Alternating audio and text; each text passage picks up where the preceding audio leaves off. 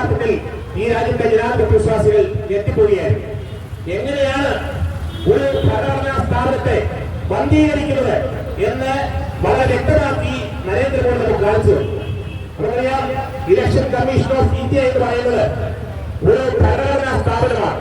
നമ്മുടെ ഭരണഘടനയിൽ വിഭാവനം ചെയ്തിരിക്കുന്ന വിവിധ ഭരണഘടനാ സ്ഥാപനങ്ങളിലുണ്ട്. അത് പ്രത്യേകമായ രാഷ്ട്രീയമില്ല. എന്നാൽ നരേന്ദ്രമോദി വന്നപ്പോൾ നേരത്തെ അറിയാം എങ്ങനെയായിരുന്നു ഇലക്ഷൻ കമ്മീഷനെ തെരഞ്ഞെടുത്തുകൊണ്ടിരുന്നത്. ഇലക്ഷൻ കമ്മീഷനെ തെരഞ്ഞെടുത്തുകൊണ്ടിരുന്നത് പ്രധാനമന്ത്രി, പ്രതിപക്ഷ നേതാവ്, സുപ്രീം കോടതിയുടെ ചീഫ് ജസ്റ്റിസ് ഇവരടങ്ങുന്ന ഒരു കമ്മിറ്റിയാണ് ഇലക്ഷൻ കമ്മീഷനെ തെരഞ്ഞെടുത്തുകൊണ്ടിരുന്നത്.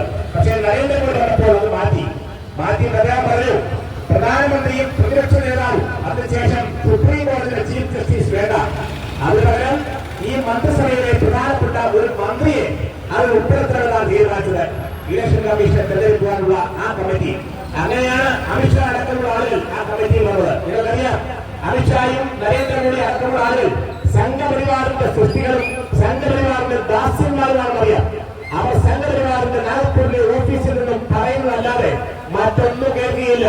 അങ്ങനെ സംഘപരിവാറുമായി ബന്ധമുള്ള ആളുകളെ ഇലക്ഷൻ കമ്മീഷനിൽ നിയോഗിച്ചുകൊണ്ട് ആ ഇലക്ഷൻ കമ്മീഷൻ കാണിച്ചുകൊണ്ടിരിക്കുന്ന വൃത്തികേടുകളാണ് ഇന്ന് ഈ രാഷ്ട്രത്തിൽ